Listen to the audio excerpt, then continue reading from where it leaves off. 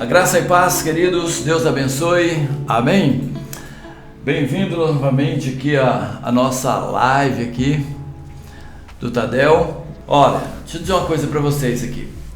Seguinte, não se preocupem aqui por ser às vezes um pouco técnico aquilo que nós estamos falando aqui, tá? Então a gente passa até um pouco rápido, mas e também é um pouco técnico, porque no processo você vai entender tudo aquilo que nós estamos falando aqui, ok? Até você chegar lá no final desses estudos aqui, tá? Que é o estudo da restauração da visão da igreja em célula. No final você vai compreender todas as coisas, desde claro que você esteja assistindo aí todos, né, que estamos passando aqui, tá bom? Como eu falei também no Tadel passado, não se esqueçam de mandar perguntas, tá? Perguntas coisas que você tenha dúvida, ou coisa que você acha que precisa ser esclarecida a respeito da visão celular, bom? Nós vamos responder essas perguntas aí, tá bom? Então, manda pergunta lá, se você é líder de célula, tá no grupo lá, manda para mim, ok? Ou manda pessoalmente, ou manda aqui na live também as perguntas, que a gente vai responder para você, tá bom? E vai ser uma bênção. Vamos orar? Senhor, em nome de Jesus, graças te damos, Senhor, pela tua palavra, por tudo que o Senhor nos ensina. Sabemos, ó Deus querido, que o Senhor deseja que a igreja seja uma igreja de duas asas, ó Pai. Deus, a asa do atacado e a asa do varejo, para que ela possa voar, ó Deus amado, e cumprir todos os propósitos que o Senhor tem para a sua igreja, Pai. Em nome do Senhor Jesus Cristo, amém e amém. Glória a Deus. Nós vamos começar falando aqui hoje sobre grupo de oikos, ok? Então vamos ver aqui o que significa isso. Então, grupo oikos significa casa, tá? E seria, no caso, para nós aqui, igreja, né? A igreja na casa, tá? Mas oikos significa a casa. Depois tem um texto aqui de 1 Coríntios capítulo 14, 26, onde cada um pode edificar os outros. Efésios 5, 19, nós edificamos aos outros por meio de salmos, hinos e cânticos.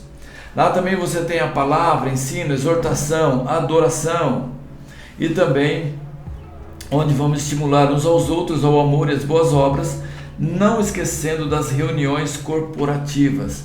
E essas reuniões, tanto na casa quanto na igreja. E o texto aqui de Hebreus capítulo 10 vai dizer que não devemos deixar de congregar como é costume de alguns, né? Tem pessoas que acabam não indo para a célula, não indo para a igreja, né? Eu estava conversando ontem com algumas pessoas. A Nil disse assim: as pessoas estão perdendo o costume de se ajoelhar para orar. Aí eu lembro que o Afonso disse assim: as pessoas estão perdendo o costume até de ir para a igreja, quanto mais de ajoelhar para orar, né? E essa é uma realidade. Mas nós não podemos esquecer que o ser humano é um ser comunitário, né? Ele precisa viver em comunidade, ele precisa estar em comunidade. É fundamental isso, é importante. A comunidade produz crescimento, o estar junto produz crescimento, tá? Porque a Bíblia diz assim como o ferro afia o ferro, assim o irmão ao seu irmão. Então, nessa comunidade há crescimento, porque um vai dando aí aquela afiada bacana, né, legal, no outro. Então, um ao outro aí ajudando no crescimento. Então, não deixe de congregar, tá? Então, tanto na casa, que é a célula, quanto na igreja, que é o grupo corporativo, tá bom? Então, vamos lá, oikos, uma casa. Nosso oikos é a nossa comunidade pessoal. Pensa nisso, numa casa, mas pensa também numa comunidade pessoal. E esse oikos, ele é construído de pessoas que estão em nosso círculo de influência. Quais são essas pessoas que estão no nosso círculo de influência? Parentes, vizinhos, local de trabalho, tá? Pessoas que estão também dentro do nosso mesmo interesse. Então essas pessoas, elas fazem parte do nosso oikos, é da nossa família, tá? Ou da nossa família ampliada. Então essas são as pessoas que dividem o mesmo parentesco, tá? A mesma comunidade ou os mesmos interesses conosco. Então pensa, sempre que você pensar em oikos, você pensa numa família e pensa nessas pessoas que dividem aí o mesmo parentesco. Então as pessoas que fazem parte da família, tá? Seja primo, tio, tia, mãe, pai, avô, vó, pessoas que têm o mesmo interesse, né? O mesmo hobby. Então essas pessoas devem fazer parte aí do oikos. Então quando falamos oikos, estamos falando a respeito disso, bom? Por exemplo, quando você alcança uma pessoa para Jesus, ou você está se relacionando com aquela pessoa, o que nós já estamos aqui pensando? No oikos daquela pessoa. Por exemplo, vamos pensar no Guilherme que está aqui na minha frente aqui. Qual é o oikos? Então, se você alcançou o Guilherme para Jesus, o que você vai fazer agora? Você vai entrar num relacionamento na casa dele. Tá? Então é importante você fazer a visita, porque agora você vai conhecer quem? Você vai conhecer o pai, você vai conhecer a mãe, você vai conhecer a irmã, né? Ok? Então você agora tem mais 3 pessoas. Só que a irmã tem um marido, né? Eles têm agora irmãos, né? O Fernando e a Rose possuem irmãos, possuem pais, e aí por diante. Então você percebe que você vai ampliando o seu nível de relacionamento. Então, quando você entra ali, você ganhou uma pessoa, existe um oikos. E oikos são os relacionamentos dele agora. Então, quando você ganha uma pessoa para Jesus, você agora tem um caminho aberto para alcançar muita gente para Jesus. E às vezes as pessoas dizem assim: mas eu não conheço ninguém, não tenho relacionamento. Através de uma pessoa, você vai poder alcançar muita gente. Quando a gente fala assim para você, ore por 3 pessoas, você já imaginou quantas pessoas estão por trás dessas 3 pessoas? É uma infinidade de pessoas, né? Da sua própria família, né? Quantas pessoas estão por trás? Uma infinidade de pessoas. Então a gente fala, o Natanael para Jesus, muito legal, mas o Natanael é um oikos, que agora você abriu um leque de alcançar pessoas para Jesus. Oikos típico, oikos limitado e oikos profundamente ferido. Oikos típico é aquele que tem muitos relacionamentos, muitas pessoas estão à volta dele, né? Mas tem pessoas que é limitado, né? Que ele não faz muito relacionamento, conhece poucas pessoas, mas mesmo assim tem várias pessoas à volta dele. Mas também aqueles que pessoas feridas, né? Machucadas, e elas não se relacionam com muita gente. Tem poucas pessoas também à sua volta. Ora, as pessoas que mais precisam de comunidade são geralmente as que mais sentem falta dela. Então, se você vê lá uma pessoa ferida, uma pessoa machucada, então essas pessoas, na verdade, querido, são as pessoas que mais precisam de comunidade. Essas pessoas que você precisa se aproximar delas. Embora ela tenha lá poucos relacionamentos, você precisa trazer essa pessoa para um relacionamento agora. Claro que quando ela chegar na sua célula, ela vai chegar muito ferida também, machucada, e talvez ela vai querer ferir algumas pessoas também dentro da célula. Então aí é onde você vai aprender a tratar, a lidar e trabalhar com essa pessoa, trazer uma transformação na vida dela e entrar no relacionamento de pessoas que ela tem também e aumentar esse leque aí de relacionamento, tá bom? E quando a pessoa ferida chega na célula, você precisa entender uma coisa muito importante, que ela vai ser uma pessoa que vai, em determinado momento, começar a abrir o seu coração. Ela vai começar a chorar, ela vai começar a se lamentar, e aí você vai precisar ouvir. A célula vai precisar ouvir os lamentos, os lamúrios dessa pessoa. Claro que não é só ouvir, mas agora vem um trabalho de transformação na vida dessa pessoa. Mas você precisa deixar essa pessoa ouvir a princípio, né? Por quê? Se na célula não é o lugar onde as lágrimas são entendidas, então onde é que eu vou chorar? Ou onde é que essa pessoa vai chorar? Então a célula é o lugar dela chorar mesmo. Deixa ela chorar. Deixa ela abrir o coração. E se esse não é o lugar onde meu espírito pode ganhar asas, então onde é que eu vou voar? É ali que ela vai ser curada, é ali que ela vai ser tratada, e é ali que ela vai crescer, é ali que ela vai voar. Você vai ver como ela chegou e verá também como ela vai ser transformada. Isso é uma grande bênção. Eu não preciso de outro lugar para tentar impressionar vocês com a minha bondade e virtudes. Não. Eu não preciso de outro lugar para estar sempre por cima. Todos sabem que é fingimento. Ali é lugar, querido, de abrir o coração, ali é lugar de você viver a vida cristã, a comunidade cristã de base. Ali é uma família. Na família onde as pessoas choram, as pessoas abrem o coração, onde são tratadas e podem crescer. Eu não preciso de outro lugar para sempre ficar sorrindo, mesmo quando não sinto vontade de fazê-lo.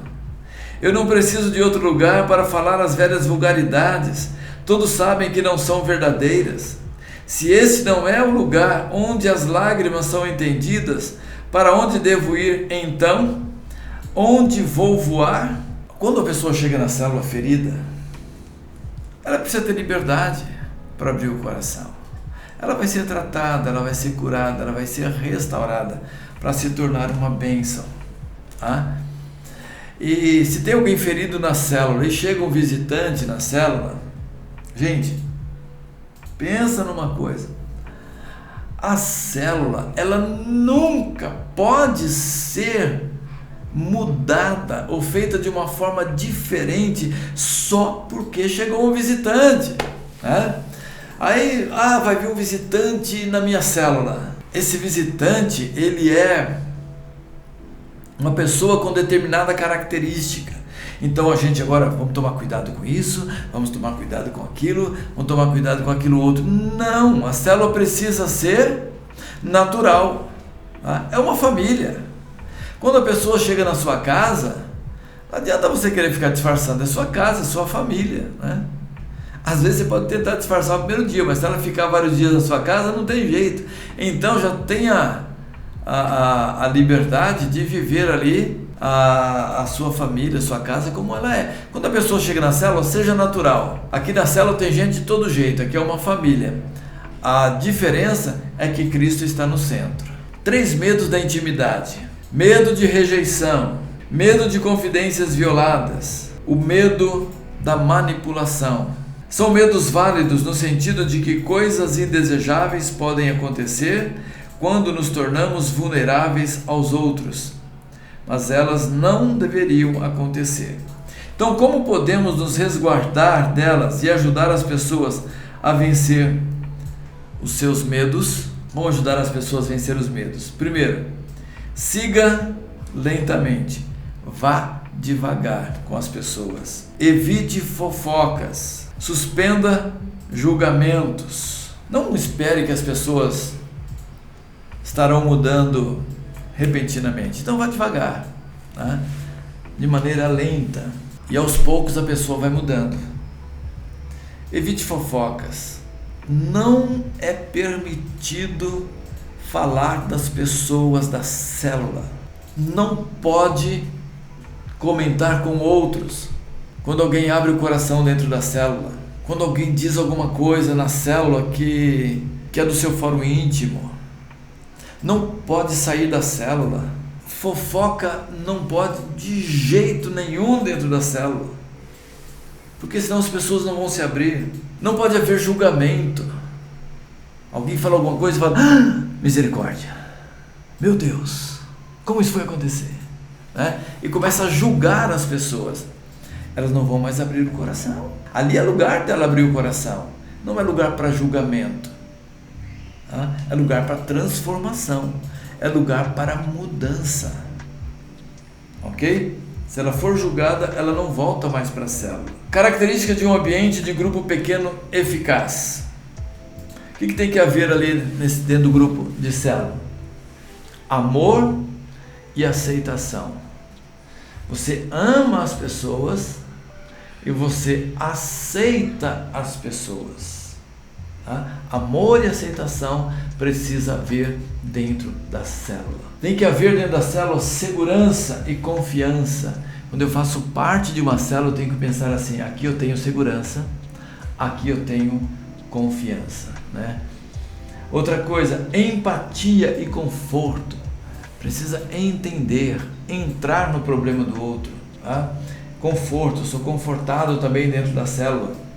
Outra característica da célula, esperança e encorajamento, poder e controle, isto é, autoridade e prestação de contas. Vamos falar mais sobre isso ainda, ou talvez nós já falamos sobre prestação de contas, quando falamos sobre o pacto da célula, tá?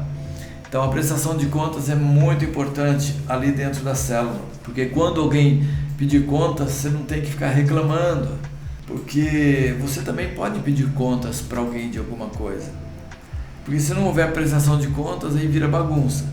Então, autoridade e prestação de contas, poder e controle, abertura e honestidade, liberdade de expressão. Quando a gente fala liberdade de expressão, não é para ficar xingando, falando palavrão não, tá? É liberdade de expressão dentro dos princípios, tá bom? Informação e perspectiva, tudo isso tem que haver dentro da célula. 3 fatores que garantem a morte do compartilhamento de vida no corpo. Primeiro, compartilhamento superficial. Tem um momento que é o momento que depois do passando a visão, que é o momento que nós vamos orar uns pelos outros, tá? Que é o compartilhando ou compartilhamento superficial. Isso atrapalha, tá? A célula e produz morte também de todo e qualquer compartilhamento dentro da célula. Quando tem compartilhamento superficial, tá? Que é isso? É trazer problemas triviais, ao invés de trazer os fardos reais, as coisas verdadeiras, né? Por exemplo, irmão, o que você quer que a gente ora? Ou você quer que eu ore por você? Assim, vamos fazer o seguinte: ore para que tenha um tempo bom, eu possa fazer uma boa pescaria. Isso é compartilhamento trivial. Ore para eu achar meu lápis, né? Coisa mais trivial que isso, né? Isso não é o momento de você fazer esse tipo de pedir oração dentro da célula. Ore para eu receber uma boa nota. Agora, muitas vezes o medo de rejeição ou de ser ridicularizado faz com que as pessoas se refugiem em uma maneira superficial de ver a vida e se escondem atrás de coisas triviais. Então, esses pedidos triviais, muitas vezes é medo de rejeição, tá? E ela vai fazendo aqueles pedidos assim, sabe, que não tem nada a ver. Aí ela faz esse pedido, aí o outro faz esse pedido também, tá? Então a gente tem que quebrar julgamento. E muitas vezes é importante que o líder compartilhe talvez algo mais profundo da vida dele, para que comece também no coração das pessoas, né, elas compartilharem coisas mais profundas, elas sentirem também mais liberdade. Os líderes mais maduros, eles também abriram o coração para que as pessoas mais novas aprendam também a respeito de abrir o coração e não ficar com colocações apenas triviais, porque isso vai ser morte da célula. Outra coisa também é o compartilhamento secundário, que é compartilhar fardos de outras pessoas, ao invés de compartilhar os fardos delas. Então ela diz assim: por favor, orem pela minha tia Maria no Piauí. Ela acaba de descobrir que está com câncer e está com muito medo de morrer. Então isto pode ser algo legítimo, ou então uma estratégia para escapar das necessidades e dificuldades pessoais, tá? Pode ser até legítimo, mas é algo secundário. Claro que pode se pedir essas coisas, sem esquecer das coisas principais, porque senão a gente também vai pensar, essas coisas não pode pedir dentro da célula. Pode sim, tá? Mas temos que entender que coisas do coração, coisas principais precisam ser colocadas também diante da célula. Outra coisa que que traz também, pode trazer a morte ali no compartilhamento. Respostas inadequadas, por exemplo, orando, mas não fazendo nada a respeito da dificuldade. Se vocês não lhes dão o que eles precisam para viver, não adianta nada dizer que Deus os abençoe, vistam agasalhos e comam bem. Tiago capítulo 2, verso 16. Tá? Por quê? Porque algumas soluções requerem uma ação do corpo agora mesmo. Não adianta a pessoa orar e dizer, vá com Deus, tudo certo. Tá? Não, muitas vezes a célula precisa entrar com atitude, porque senão vai morrer o compartilhamento. A pessoa compartilha uma necessidade ali muito séria, só que ninguém faz nada, só ora, né?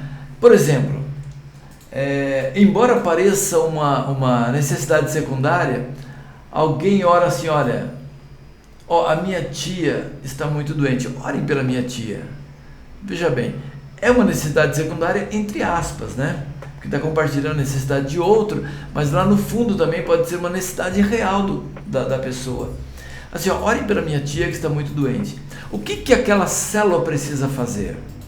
Ela precisa orar e ter uma atitude prática também. Chegar para essa pessoa que fez o pedido de oração e dizer: o que você precisa para ajudarmos a sua tia? Ela precisa de uma visita?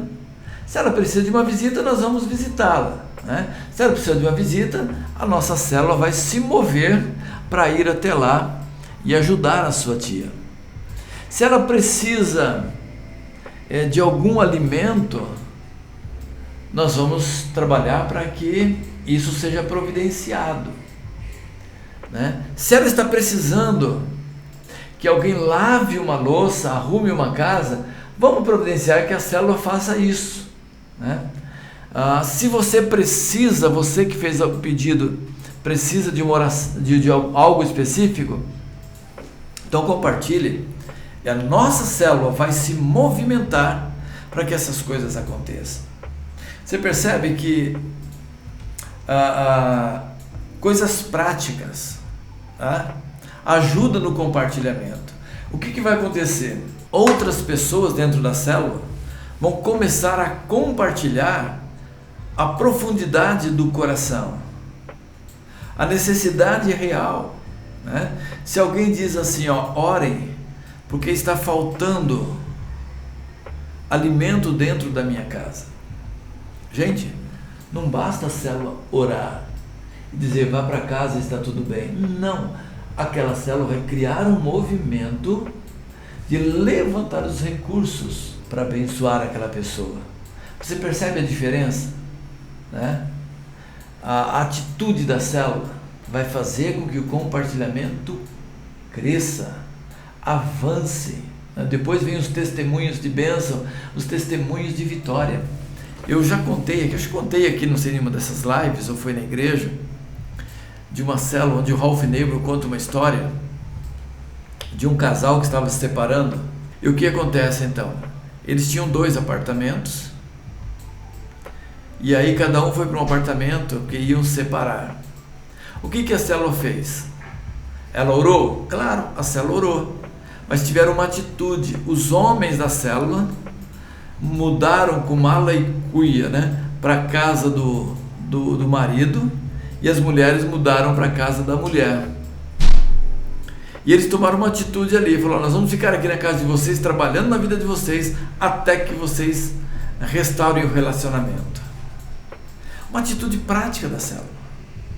Não apenas orar, vamos orar para que vocês voltem o relacionamento. Não, tomaram isso como um propósito de oração, mas como um propósito prático também, até que houvesse a restauração. Então isso é importante, tá? Poderia citar aqui outros exemplos também, mas entenda que o compartilhamento aumenta quando você ora e quando você também traz essa oração para a prática. Aí a célula vai ser top, né? Vai ser bênção pura. Amém? Então não se esqueça disso, de servir, tá? através da oração, através do cuidado, para que seja uma célula bem gostosa, né? Onde as pessoas não fiquem ali com medo de abrir o coração, de compartilhar, porque olha, é uma canseira. Quando termina a célula, quer dizer, os momentos da célula, agora vamos nos dividir em grupo e vamos orar uns pelos outros. Aí você vai lá, irmão, o que você quer que ore pelo quê? Ore pelo meu crescimento espiritual. Legal, vou orar pelo seu crescimento espiritual, né? Ore para que, sei lá, vamos pensar outra coisa, para que eu leia a Bíblia. Tá bom, então vou orar para você ler a Bíblia, né? Mas por que não faz um pedido assim, irmão, ore por mim, porque eu tô com uma raiva daquele irmão, que se eu pegasse o camarada eu ia esganar ele, né? Aí você está sentindo isso, né? Aí você faz esse pedido, assim, irmão, nós vamos orar por você, amém? E creia que você é uma bênção e Deus vai transformar isso na sua vida. E aí, mas o irmão abriu o coração, né? E ninguém vai chegar e já começar a pregar para ele ali, não, nós vamos orar porque você é uma bênção e Deus vai usar a sua vida, né? E isso vai ser transformado, amém? Aí você ora por ele, depois no final fala assim, irmão, conta comigo, preciso de ajuda aí para restaurar esse relacionamento, vamos marcar um encontro, eu vou com você lá e vamos mudar essa situação, tá? Aí é legal, né? Aí é bacana, mas existem aqueles que chegaram agora, né? A gente sabe disso, também você não vai ficar criticando se ele trazer pedidos superficiais, não, você vai ensinar, tá? Cada um vai ensinar ali, tá? Através de palavras e através da prática, mas não condene também aquele que fizer pedido superficial. É um processo, lembre sempre disso, é um processo, e aí a célula vai crescer, vai ser uma bênção, sempre vai chegar alguém com pedido superficial também. Então deixe que aquele que chegou agora vai ser um processo, tá bom? Pois a célula vai multiplicar, vai chegar muita gente nova, tá? As pessoas não vão se conhecer bem, vai ser outro processo, tá bom, queridos? Glória a Deus por isso. Deus abençoe poderosamente a sua vida. Não se esqueça de colocar pedidos de perguntas, tá? Para a gente responder para você aqui e você entender mais profundamente a respeito de célula, tá bom? Estamos passando aqui as coisas mais técnicas, mas é importante você colocar aquelas perguntinhas do dia a dia, né? Você faz parte da célula, tem perguntinha do dia a dia ou outras perguntas se você queira fazer também. E se a gente souber responder, a gente responde. Se a gente não souber, a gente pergunta para alguém, mas vamos tentar responder tudo isso aí para termos células vitoriosas e células abençoadas. Amém, queridos? Irmãos, nós vamos colocar um alvo para as nossas células, tá? Alvo de multiplicação e de crescimento em nome de Jesus. Amém e amém. Pai querido, coloca a tua mão de poder, ó Deus, na vida de cada irmão, de cada irmã, Senhor amado, de cada célula, para que as bênçãos do Senhor sejam sobre a vida deles, ó Deus. Meu Deus, que haja crescimento, maturidade, sabedoria em cada movimento que a célula der, em cada movimento que cada líder também, ó Pai, der. Em nome de Jesus, amém e amém. Estamos juntos em nome de Jesus. Glórias a Deus. Amém.